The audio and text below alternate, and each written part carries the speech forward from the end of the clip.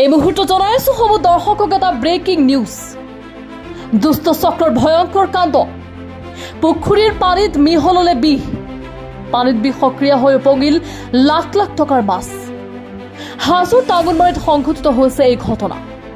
নিশাৰ অন্ধকাৰৰ সুযোগ গ্ৰহণ কৰি কোনো দুষ্ট চক্ৰই সংঘটিত কৰিছে এই ঘটনাটি।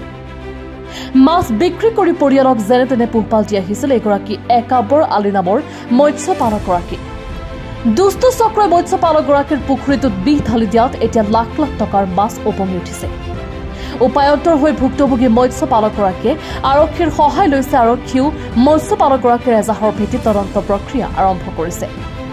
জানিব পৰা মতে প্ৰায় 5 বিঘা ভূমিৰ পুখুৰীটোৰ মাছ এনেদৰে উপঙি উঠিছে।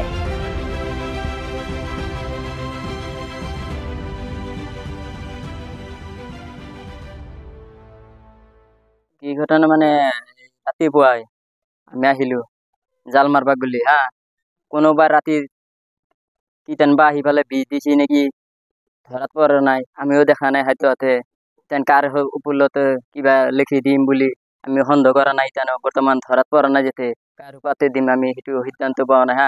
বহু টকাৰ মাছ আছিল পানীত পৰি আছে মৰি ফেলে চাওঁ যে আমি মোটামুটি আমি 10টা-12টা মানুহ আহি পেলাই জাল ফেলবা ধৰিছিলো। মাছ মৰা মানে দেখা পাই হলে আমি মাছ মাৰা নাই গুচি গলো। ইতান কোনোবাই লৈছে যদি এতিয়াও আমিও দেখা নাই না। ইতান সন্দেহ হলিও তাক দেখা নাই যাতে মই কাষত দেখা হলি ৰাতি বা কিবা আন্ধাৰত দেখা হলি মই ধৰবা পাৰলো হয়।